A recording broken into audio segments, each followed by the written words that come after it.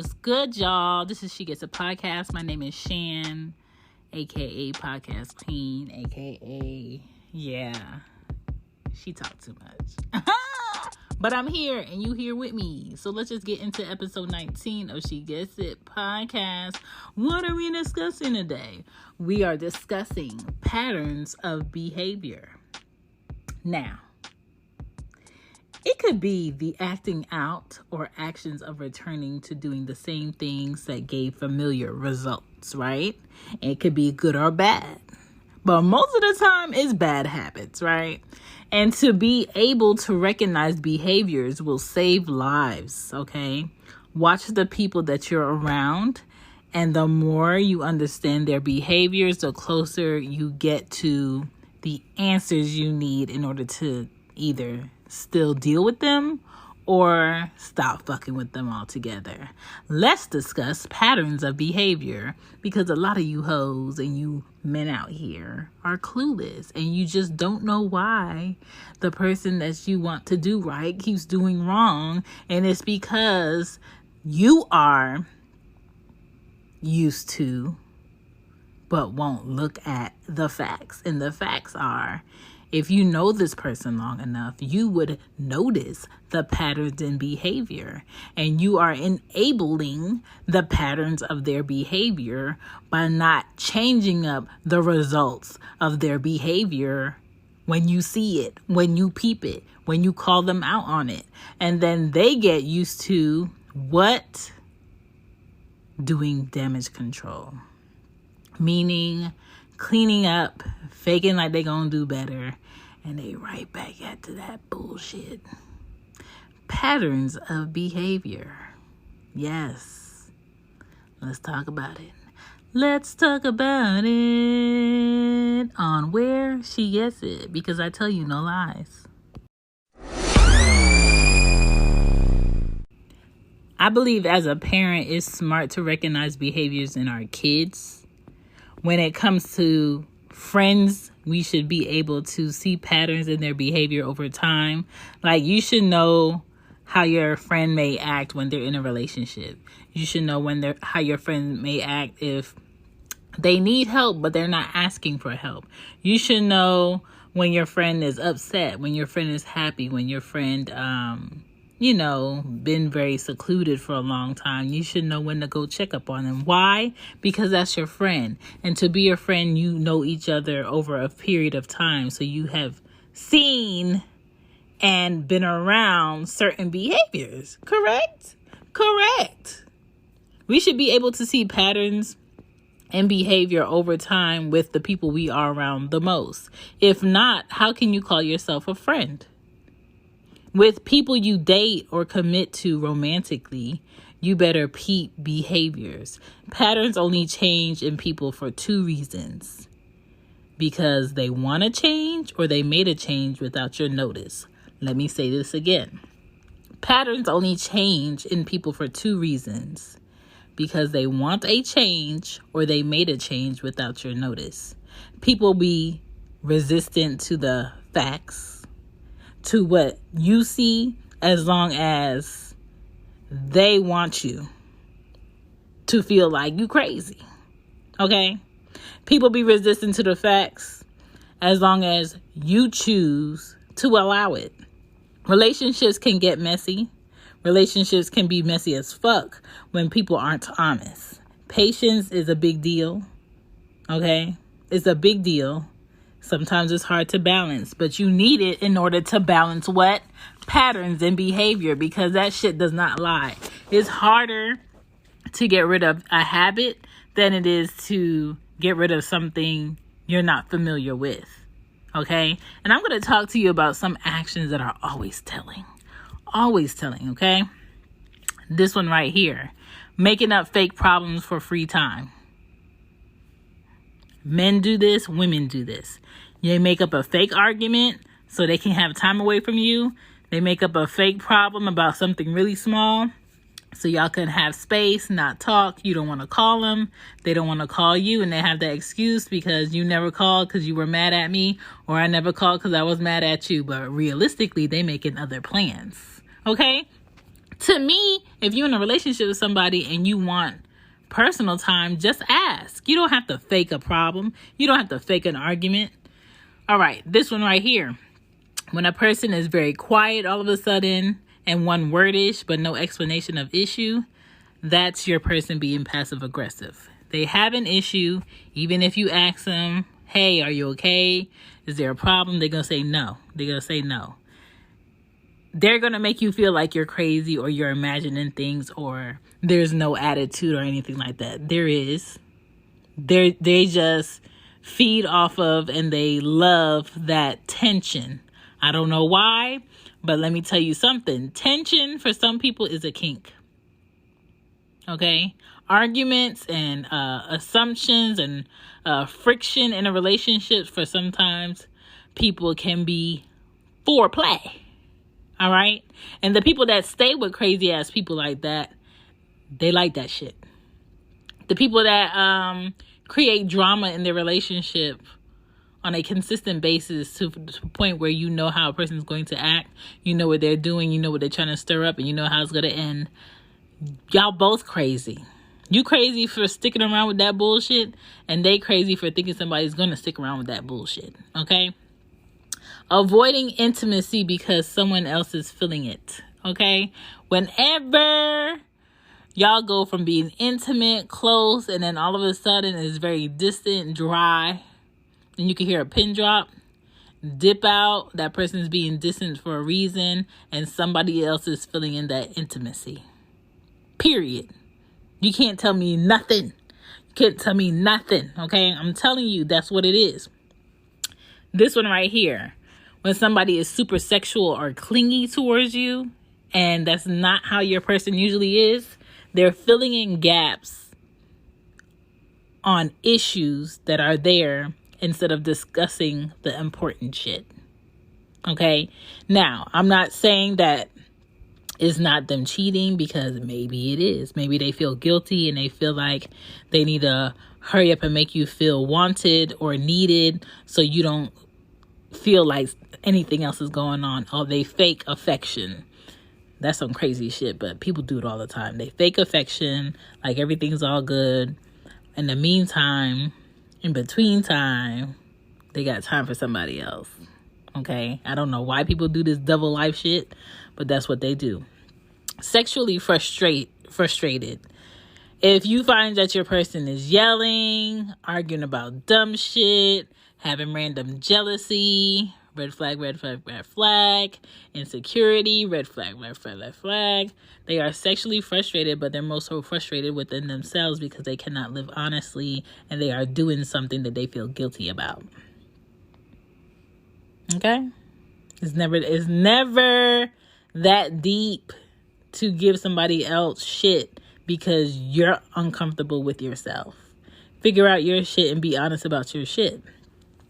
This one right here, when a person plays the part, they're phony, they keep up normalcy until they free to make moves you wouldn't expect them to make. I call this shady boots. Shady boots will absolutely have nothing negative going on in their relationship, but indulges in guilty ass, you wouldn't do this in front of your person type shit. My thing is just be rational and be forthcoming. If there's something that you need that your person that thinks that they're your only person isn't doing, be honest about it. If you see that your person is constantly falling back into this and doing this still, and you've had conversations about it, and you've had arguments about it, and nothing is changing, then I just feel like you like that shit. I feel like you like that shit. That's a pattern of behavior that you accept, and they're going to feel like you accept it, and they're going to feel like it's okay for them to continue to do it. So both of y'all are basically fucking yourselves, okay? If that's something you don't want, realistically, you're fucking yourself on purpose, okay? You either feel like you deserve it, you feel like you don't deserve better, or you just feel like that's worth it for what you're getting out of it. This one right here.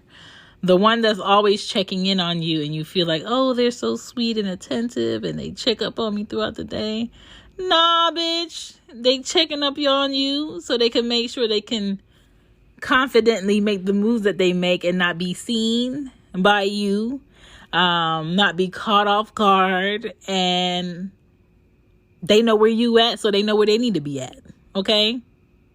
They want to be comfortable to move around. All right? So you call me and you ask me where I'm at in my skin. In my skin. Because if you want to be out here doing whatever you do, and we supposed to be in some sort of commitment where we open and honest to each other, and you feel you got something to hide, let me see. Let me see. Because the odds are, if you with the right person, there's nothing for you to hide.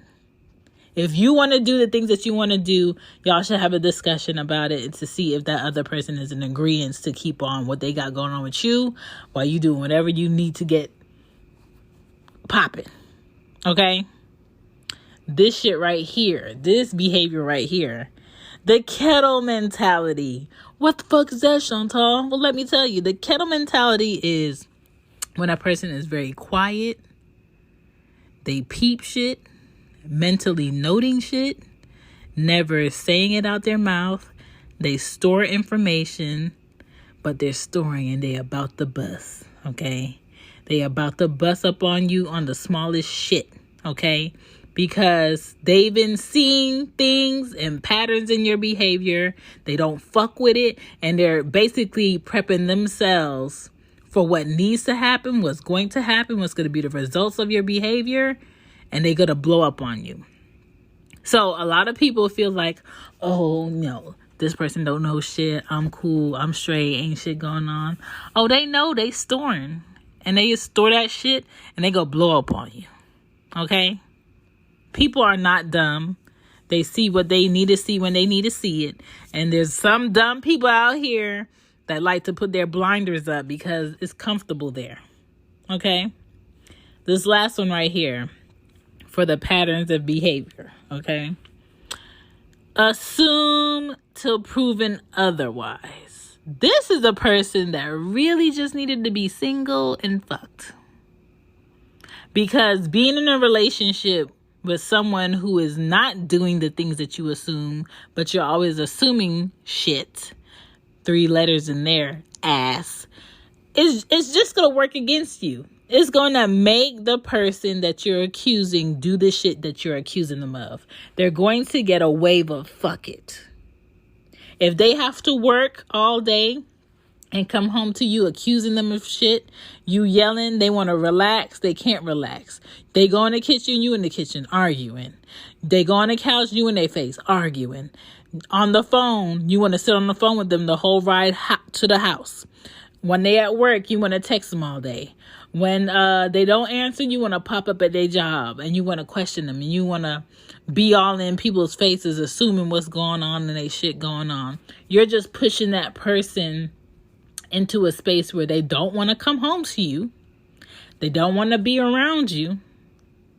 And they would rather just go ahead and do a little bit of what you think they doing anyway, because the ending result is you just going to be annoying as fuck. But you going to stay there. That's my thing. My thing is like, if you in someone's face, man or woman, you arguing all the time, you feel unhappy, you don't feel satisfied, you don't feel wanted, you feel like your person is not truthful. What are you doing? Why are you fighting to be in that? What about that is worth it? If you can't be at peace mentally, what about that is worth it? And that's why I say, like, a lot of the problems that people have in their relationship, they're not problems. They're features of the relationship that they like. And they're mad at themselves that they like it. Okay? It's features of the other person that you enjoy because you're comfortable there. You're used to it. If you didn't do it and they didn't see you react, maybe they will feel like, oh, they don't love me anymore, or they don't care, or maybe, this relationship really is over, because usually they would yell at me. Usually they would be blowing up my phone. Usually they be this. People get tired. It comes a point in every relationship where someone will get tired of your shit. I can't tell you when. I can't tell you why. I can't tell you what clicks.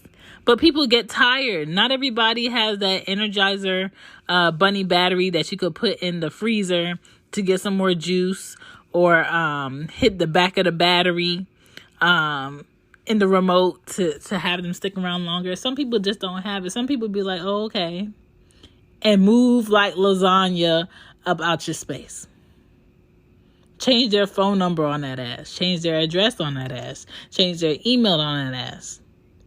Block, block, block, block.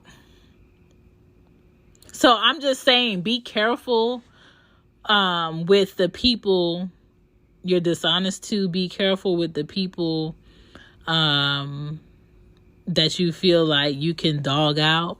Be careful with the people that you say you care about the most, but you disrespect the most also.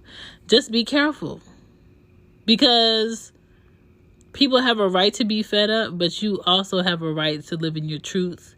And if the truth that you're living in is not something that another person doesn't want to deal with and feels like they don't deserve, then you have to give them room and give them space. Help them get some boxes so they can leave up out that space.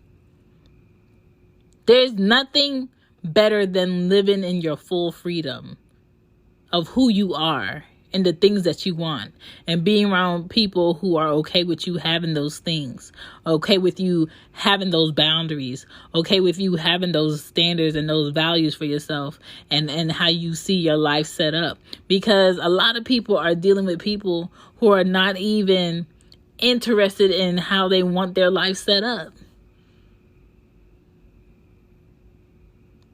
Look at, pay attention to patterns in behavior.